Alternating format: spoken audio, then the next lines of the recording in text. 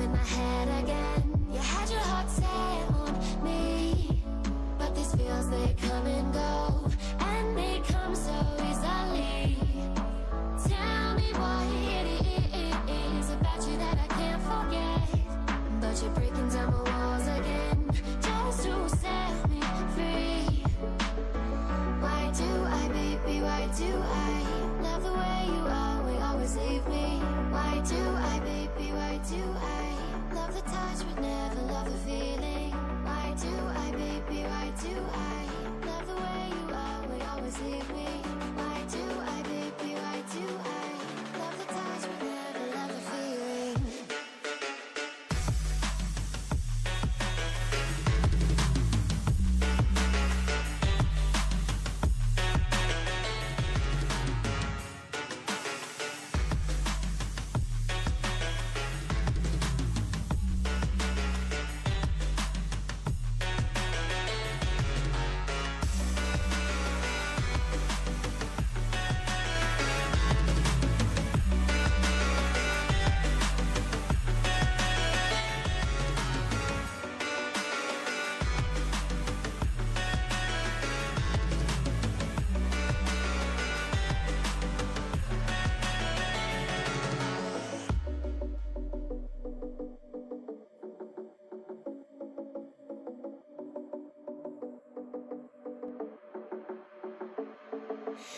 Staying up when I go out, you gotta know I'm all yours.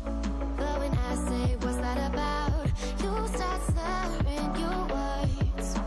Tell me why you have to seem so distant when I'm holding you. Your fingertips are drifting away, and I fucking love how it hurts. Why do I, baby, why do I love the way you always leave me? Why do I, baby, why do I love the touch but never love the feeling? Why do I, baby, why do I love the way you always leave me? Why do I, baby, why do I love the touch but never love the feeling? Why do I, baby, why do I?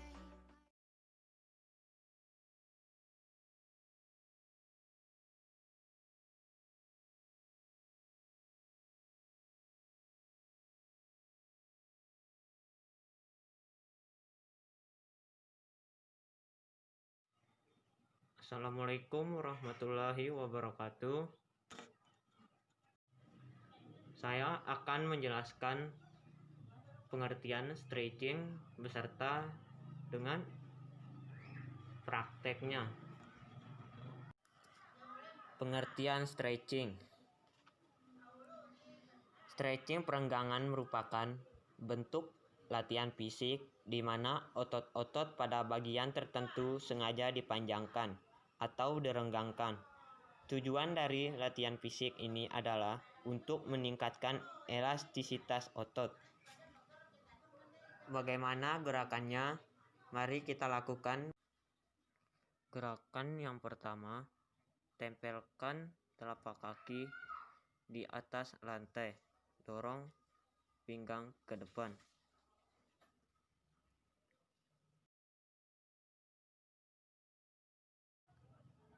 Selanjutnya, tekuk lutut kiri di depan dengan posisi lutut kanan lebih jauh keluar dibandingkan dengan pinggul.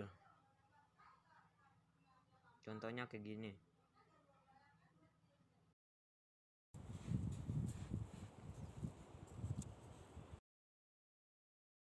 Assalamualaikum warahmatullahi wabarakatuh. Di sini saya akan coba menjelaskan apa itu gerakan peregangan dan beberapa contoh pelaksanaan gerakan peregangan. Gerakan peregangan juga bisa disebut sebagai pemanasan, yang dimana yaitu merupakan sebuah gerakan yang dilakukan pada saat mengawali kegiatan atau mengawali olahraga. Oke, mari lanjut pada penjelasannya. Yang pertama, buka kaki selebar bahu. Dan ingat, setiap gerakan harus dimulai dengan 1 kali 8 ketukan. Gerakan yang pertama, angkat kepala dengan menggunakan 2 tangan. Pandangan harus melihat ke atas. Kedua, tarik kepala ke bawah dan lihat ke bawah.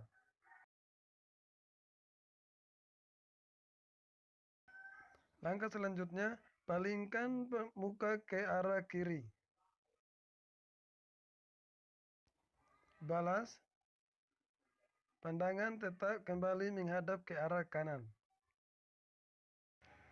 Langkah selanjutnya, miringkan kepala menghadap ke arah kiri. Ingat, semuanya 1 kali 8 ketukan. Kemudian balas.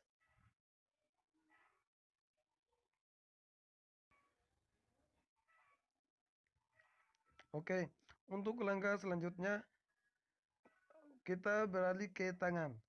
Yang pertama, angkat tangan kiri ke depan dan dipegang oleh tangan kanan.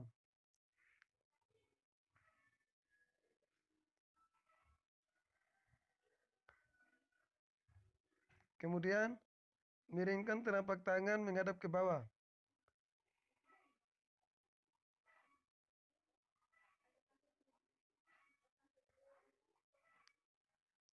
Oke, selanjutnya tarik tangan kiri menghadap ke kanan dan dipegang oleh tangan kanan. Kemudian, tarik tangan kiri ke belakang menyilang ke leher. Kemudian, bawa lengan kiri ke belakang dekat kepala. Oke, untuk selanjutnya lakukan gerakan yang sama pada tangan kanan.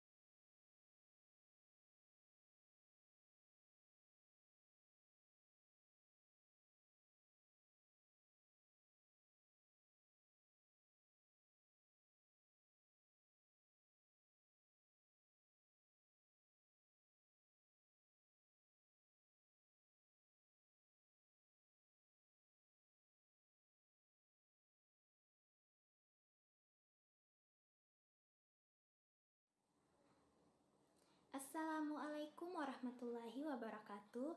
Perkenalkan, nama aku Nurmala. Baik teman-teman, di sini aku mau nge-review tentang materi sejarah olahraga pentakui. Nah, sejarah olahraga pentakui ini terbagi atas 2 teman-teman, yaitu sejarah tradisional pentakui dan sejarah pentakui modern. Oke, aku bakal jelasin duluan yang itu sejarah tradisional pentakui.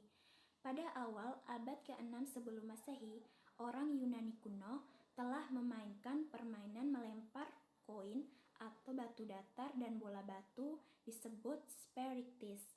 Bangsa Romawi kuno memodifikasi permainan dengan menambahkan target yang harus didekati sedekat mungkin. Variasi Romawi dibawa ke Provence atau wilayah selatan Prancis oleh tentara Romawi dan pelaut. Pada sebuah makam Romawi di Florence, wilayah Italia, terdapat nisan yang menggambarkan tentang orang bermain permainan ini. Dengan dekorasi pada nisannya terlihat orang yang sedang membungkuk atau mengukur poin teman. Dalam perkembangannya setelah itu, masyarakat Roma menggantikan target awalnya bola batu dengan bola kayu. Dan pada abad pertengahan Erasmus menyebutkan permainan itu atau permainan olahraga pentakui itu sebagai glomburum atau tetapi selanjutnya oleh berbagai kalangan itu mereka lebih mengenal dengan nama volley atau bola. Dan permainan ini mulai dimainkan di seluruh Eropa, guys. Raja Henry III dari Inggris telah melarang permainan itu dan menggantikannya dengan pemanah, karena dia ingin warganya itu lebih berlatih memanah sebagai bela negara dibanding memainkan bola. Pada awal 14, Charles IV dan Charles V dari Prancis juga melarang seluruh olahraga untuk rakyat jelata. Yang boleh berolahraga hanya kalangan bangsawan. Larangan ini baru pada abad ke-17 itu baru bisa dicabut. Dan pada abad ke-19 di Inggris olahraga permainan ini disebut dengan lawan atau bowling.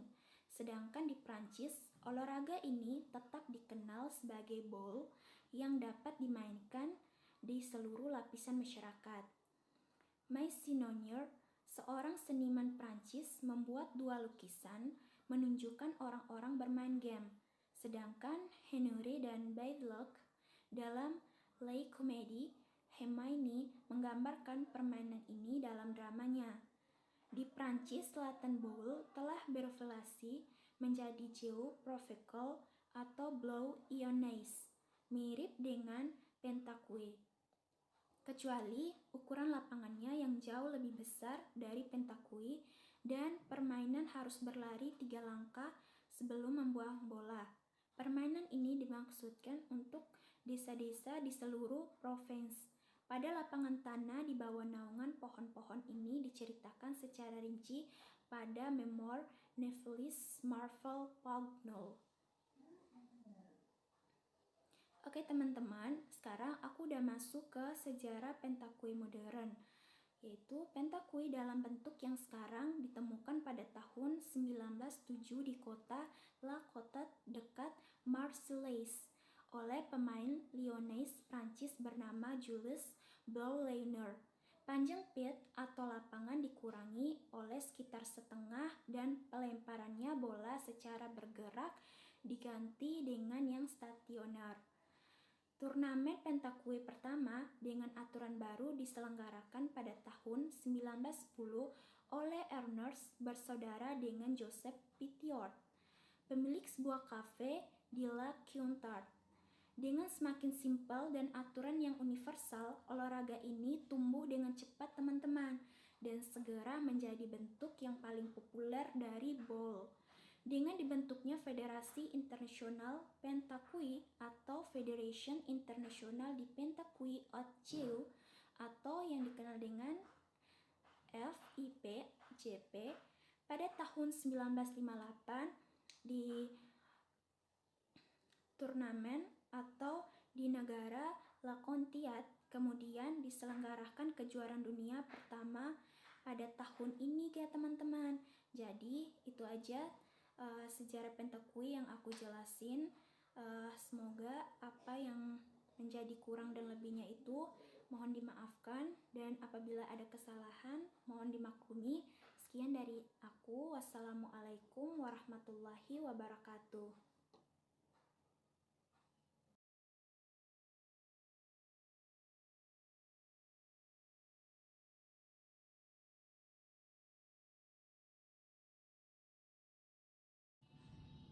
Bismillahirrahmanirrahim. Assalamualaikum warahmatullahi wabarakatuh. Jadi saya di sini akan menyampaikan teknik-teknik pentakui. Teknik pentakui adalah suatu permainan bola yang tujuannya melempar bola besi sedekat mungkin dengan bola kayu yang disebut konek, boka atau jack, dan kaki harus berada di lingkaran kecil. Permainan ini biasa dimainkan di tanah keras, pasir, atau rerumputan dan permukaan tanah. Adapun teknik dasar pentakui adalah lemparan untuk menuju titik sasaran dan lemparan untuk menembak. Sekian dari saya. Assalamualaikum warahmatullahi wabarakatuh.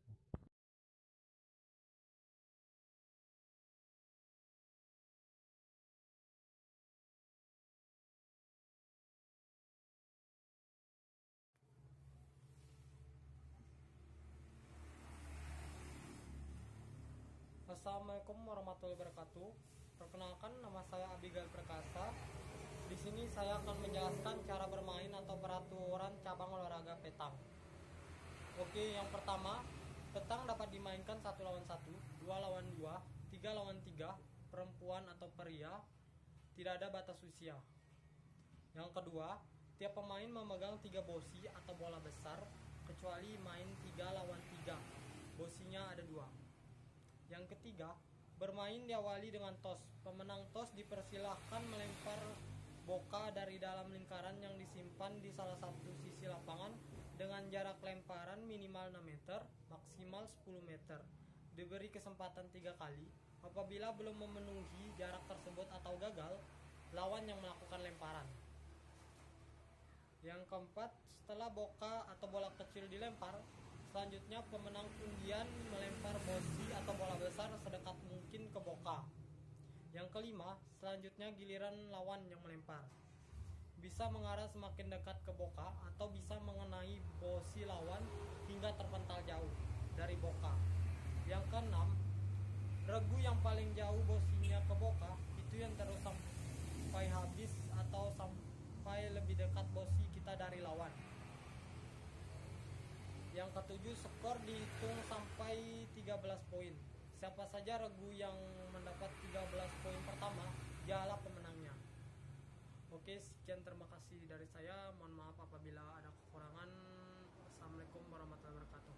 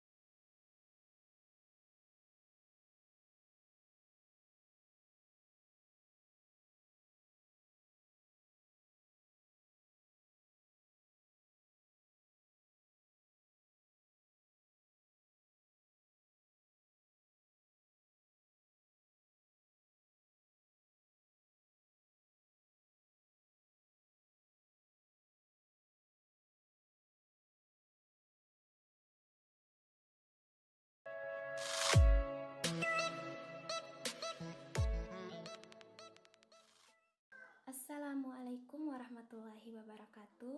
Perkenalkan, nama saya Nurmala dari Prodi Teknik Informatika Universitas Teknologi Sumbawa. Baik, saya akan mempresentasikan hasil diskusi kami, yaitu makalah olahraga. Sebelum itu, marilah kita panjatkan puji syukur kehadirat Allah Subhanahu wa Ta'ala yang telah memberikan kelompok kami kesempatan untuk bisa mempresentasikan hasil makalah kami dalam keadaan sehat walafiat.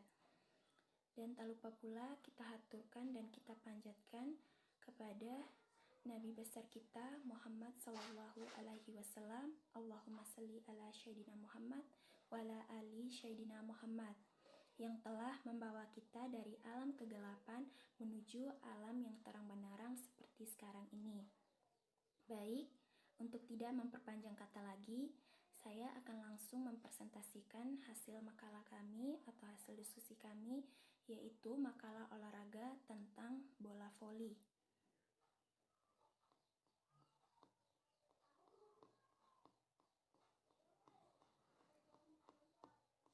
Baik, yang pertama-tama kita masuk ke pembahasan, yaitu tentang sejarah bola voli.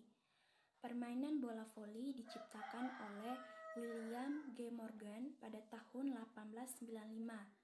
Dia adalah seorang pembina pendidikan jasmani pada organisasi Young Men Christian Equation atau yang dikenal dengan YMCA di kota Massachusetts, Amerika Serikat, mula-mula permainan bola voli diberi nama mintonente, di mana permainannya hampir sama serupa dengan permainan badminton. Jumlah pemain tidak terbatas, sesuai dengan tujuan semula, yaitu untuk mengembangkan kesegaran dan kebugaran jasmani pada buruh di samping bersenam umum. Kemudian, ini diubah menjadi volleyball yang artinya kurang lebih memvoli bola berganti-ganti. Pada tahun 1892, YMCA berhasil mengadakan kejuaraan nasional bola voli di negara Amerika Serikat.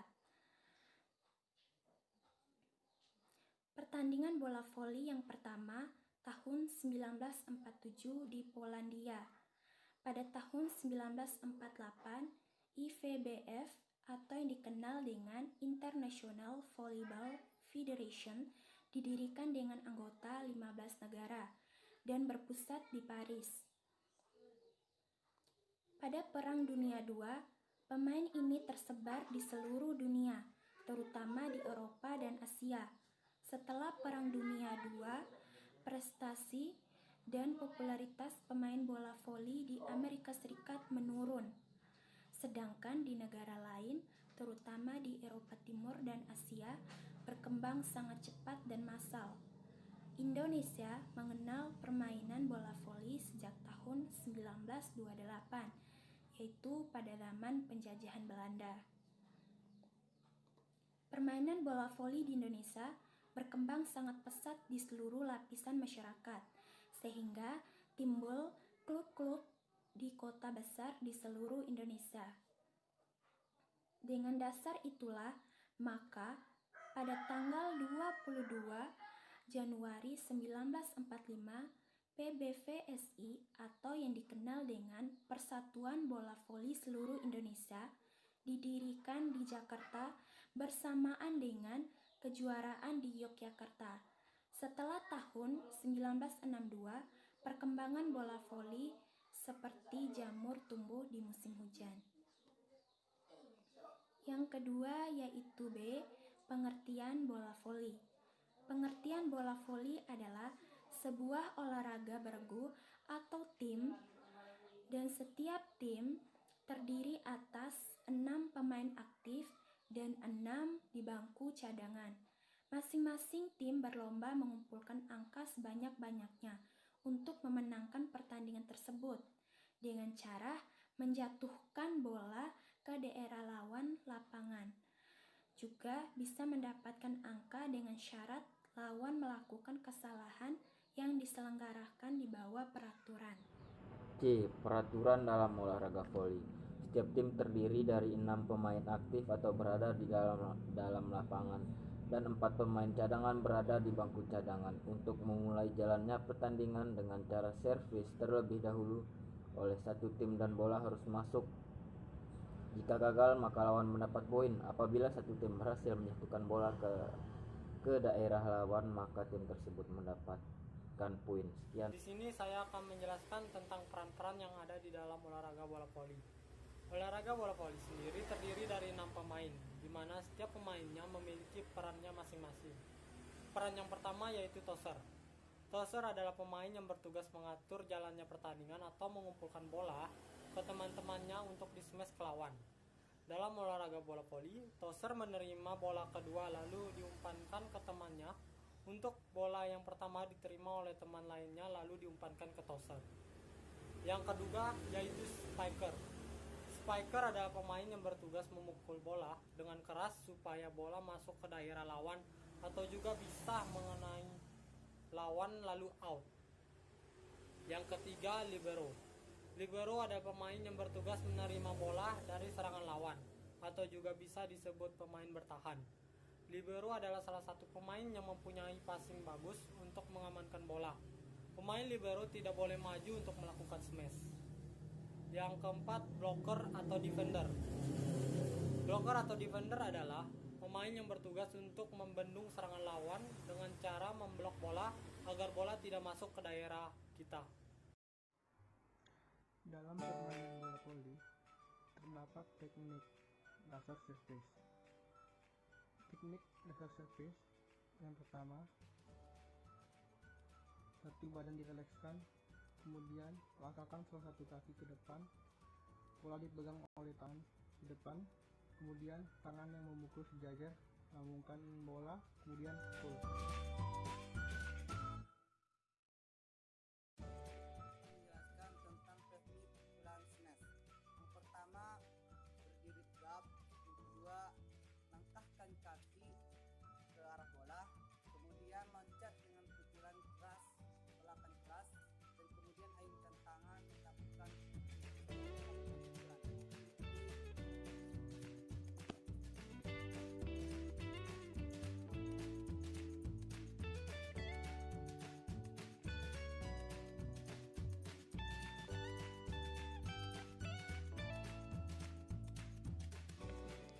Sore kali ini saya akan mempraktekkan satu teknik blok bola voli. Mohon maaf dikarenakan tidak adanya bola voli dan net, jadi saya akan menunjukkan gerakannya saja. Pastikan tangan jangan terlalu mepet ke net dan posisi agak jauh. Tekniknya yaitu shuffle block atau 1-2 langkah ke kiri atau ke kanan.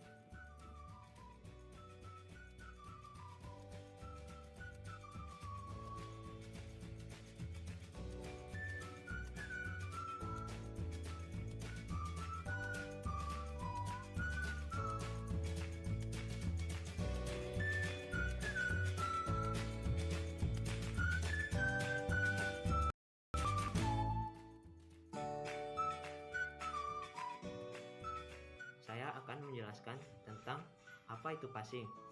Passing adalah teknik dasar dalam permainan bola voli. Dalam menerima bola dan untuk dioper atau diteruskan kepada teman setim lainnya. Setelah saya di sini akan menampilkan teknik bola voli, yaitu passing atas. Maka yang pertama, berdirilah dengan posisi yang siap. Kaki dibuka selebar bahu. Langkah yang kedua, kaki dominan berada di depan. Lutut sedikit ditekuk hingga badan merendah dan dibukakan ke depan. Langkah ketiga, tangan diangkat sedikit ditekuk seperti ini, tangan diangkat sedikit ditekuk serta buka jari-jari tangan seperti ini sehingga menjadi seperti mangkuk. Maka yang keempat, ketika bola menyentuh jari kita, maka tegangkanlah biar apa? Supaya bola tersebut bisa mantul dengan baik. Lalu didorongkan dengan menggunakan pergelangan tangan dan diikuti dengan luruskan siku seperti ini. Ya.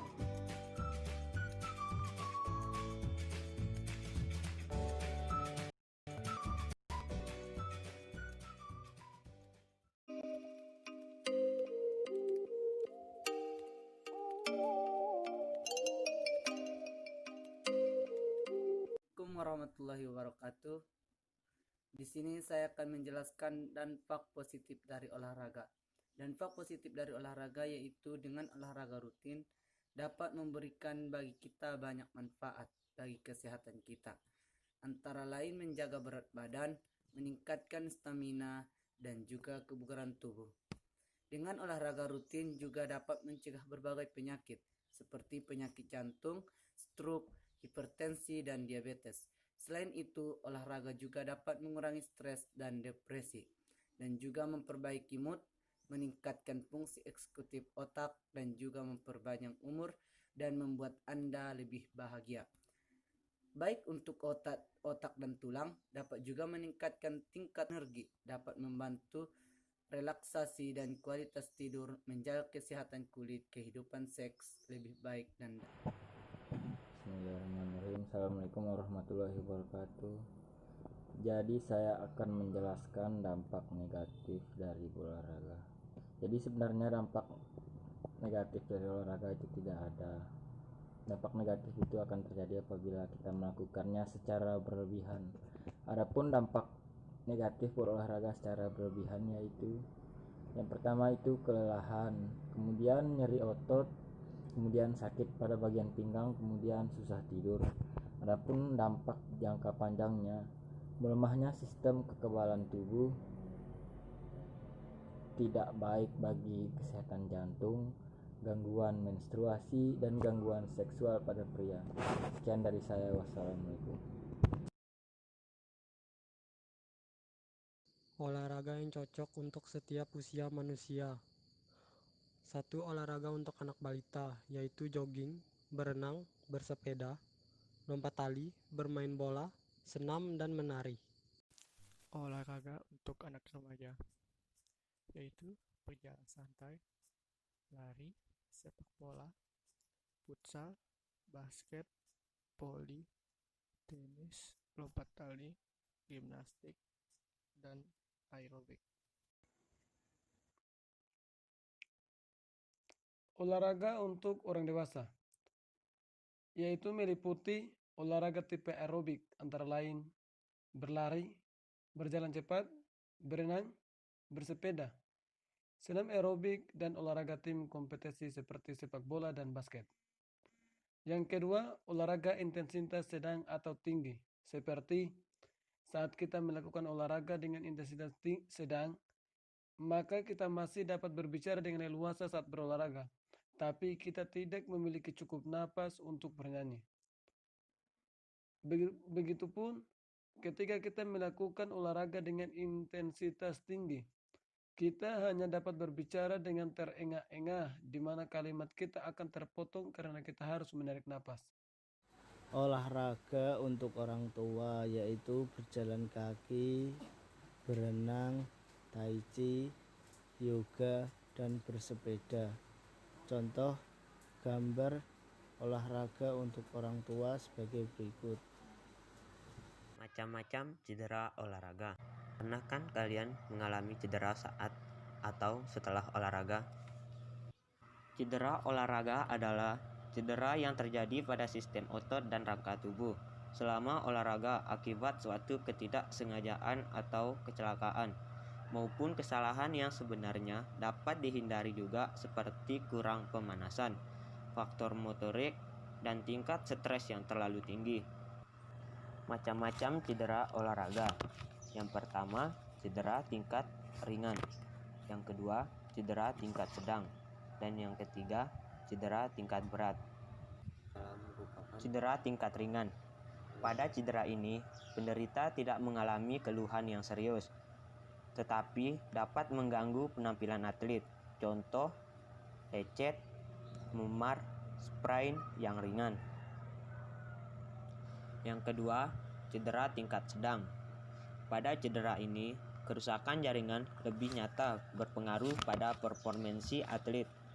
Keluhan biasanya berupa nyeri, bengkak, gangguan fungsi, atau tanda-tanda inflamasi. Yang ketiga, cedera tingkat berat. Pada cedera ini, kerusakan atlet perlu penanganan yang intensif, istirahat total, dan mungkin perlu tindakan bedah jika mendapatkan ligamen maupun patah tulang. Contoh, patah tulang.